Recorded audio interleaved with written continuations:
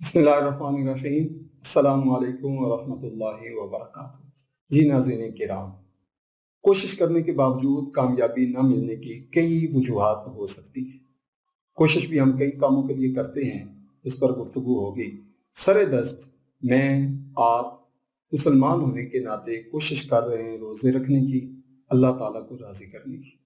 اب روزے رکھنے کی کوشش سے جو ہم نتیجہ حاصل کرنا چاہتے ہیں، کہیں ایسا تو نہیں ہے کہ ہم ان چیزوں کا خیال نہیں کر رہے جن کی وجہ سے بندہ اس اجر سے محروم ہو جاتا ہے، روزوں کی برکتوں سے محروم ہو جاتا ہے۔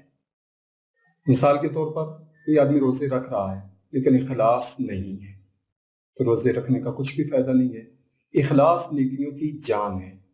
اگر اخلاص نہ ہو، کوئی آدمی ساری زندگی روزے دار رہے، روزانہ رات کو جاگ کے وہ قرآن مجید کی تلاوت کرے، نوافل پڑھے، تو اس کو کچھ بھی فائدہ نہیں ہے، کیونکہ اس نے کام اللہ تعالیٰ کی رضا کے لیے نہیں کیا، لوگوں کو دکھانے کے لیے کیا ہے۔ اخلاص کا مطلب کام اللہ تعالیٰ کی رضا کے لیے کرنا۔ دوسری وجہ آرام کاموں سے اجتناب کا نہ ہونا۔ میں آپ روزے رکھ رہے ہوں، ساتھ ساتھ برائیاں بھی ہو رہی ہوں، گناہوں سے نہ بچ رہے ہوں، جو روٹین پہلے تھی وہی روٹین چل رہی ہو، حدیث شریف کے مطابق روزہ رکھنے کا کچھ بھی فائدہ نہیں ہے۔ اسی طرح رزق حرام یہ بہت بڑی وجہ بن جاتا ہے اجر سے محرومی کی، نتیجہ سے محرومی کی، کامیابی سے محرومی کی، سکون سے محرومی کی، قلبی اطمینان سے محرومی کی، نفسیاتی امراض سے بچنا، اس سے محرومی کی۔ کیوں کہ رزق حرام یہ کسی بھی عمل کو قبول نہیں ہونے دیتا۔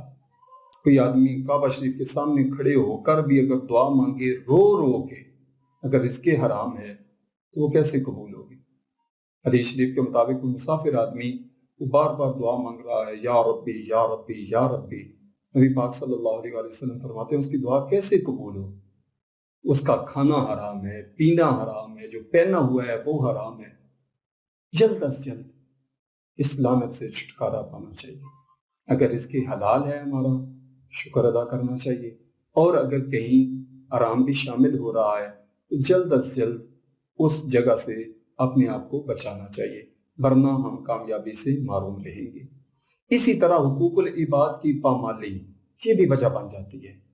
روزہ رکھنے کے باوجود میں دھوکہ دے رہا ہوں، اذیت دے رہا ہوں، لوگوں کو تکلیف پہنچا رہا ہوں، لوگ میری وجہ سے پریشان ہیں، پریشانی میں ہیں، دقت میں ہیں، میں کئی لوگوں کی اذیت کا سبب بن رہا ہوں، تو پھر روزہ رکھنے کا فائدہ نہیں ہوگا۔ میری نیکیاں تو ساری ادھر چلی جائیں گی، میں تو پھر ایسے ہی رہ جاؤں گا۔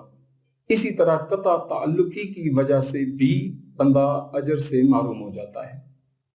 حدیث شریف کے مطابق جب لوگوں کو بخشا جاتا ہے تو جو آپس میں لڑائی کی ہوئے ہوتے ہیں، ناراض ہوتے ہیں، رشتہ داروں سے قطع تعلقی، مسلمان بھائیوں سے قطع تعلقی، ان کے بارے میں رب فرما دیتا ہے کہ ان کا انتظار کرو، صلح کر لیں تو ٹھیک، اگر وہ صلح نہیں کرتے تو وہ اس بخشش سے محروم رہ جاتے ہیں۔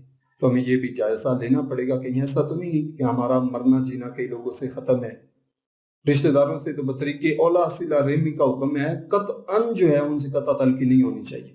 اگر ایسا ہے، بہت سی نیکیاں کرنے کے باوجود ہم کامیابی سے، ثواب سے، رب کی رضا سے محروم ہیں۔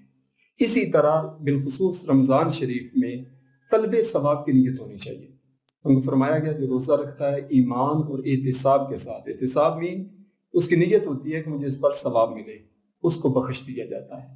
تو اگر ہماری یہ نیت نہیں ہے تو جو دن رہتے ہیں ان میں ہمیں یہ نیت کر لینی چاہیے کہ ہم ثواب کے لیے یہ کام کر رہے ہیں۔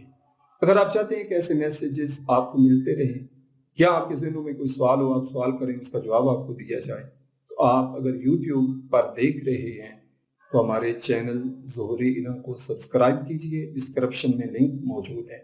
اور اگر آپ فیس بک پہ دیکھ رہے ہیں تو ہمارے پیج ظہوری علم کو لائک کر کے آپ میسج کر سکتے ہیں۔